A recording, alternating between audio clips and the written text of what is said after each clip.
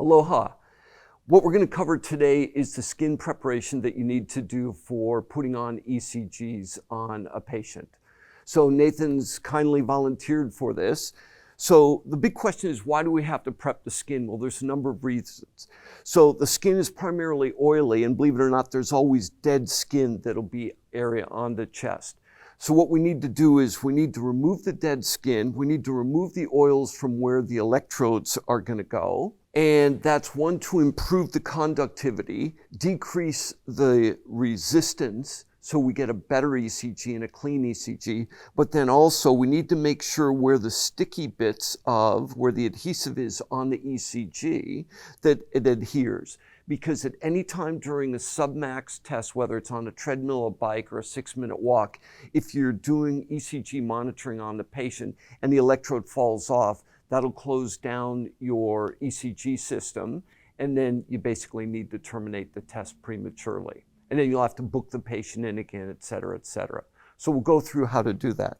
So what we do is we start off, Nathan, unfortunately for him, has got a little bit of hair on his chest, so we know where the electrodes will go, and that'll be a separate module. You just tip your head back for me a little bit.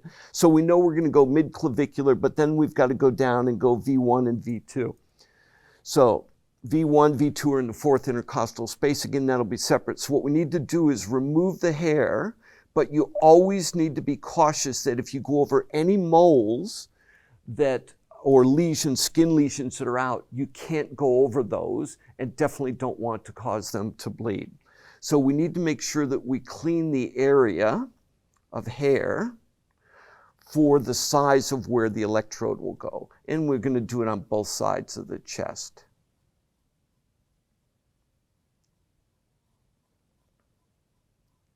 There we go. And then we look underneath, because that's where the chest electrodes will go. So 1 and 2 will go here, 3, 4, 5, and 6 will go there, and we can see that's good. Next, we've got some fine-grained sandpaper. And what we're going to do is, remember, this is the size of the electrode. So we need to cover both that area where the ECG will be reading from, but also where the adhesive is. So we're going to go mid-clavicular. And the golden rule is pink, but no blood. What we're doing is just removing the dead skin. You can see how Nathan's gone a little bit pink. If I make him bleed, he's going to get up and walk away, and then I'm going to have problems. Then we'll go down to V1 and V2. Pardon me.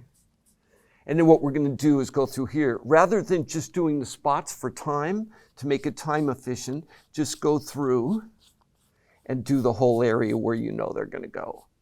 And as you can see, he's turning a little bit pink, but there's no blood. Now, once we've done that, we're going to take single-use disposable alcohol wipes. All of this is single-use disposable, including the razor. And what we're going to do now is remove that dead skin. And you can see how Nathan's a little bit pink. This has helped get rid of the dead skin and the oils. You showered this morning? Yeah, definitely. Yep. But if you can look, see, there's still that little bit of oil that develops on the skin. So once we've got the patient prepped, you can see pink, and we're setting this up for a 12-lead ECG. The patient's ready to be prepped and actually put the ECGs on.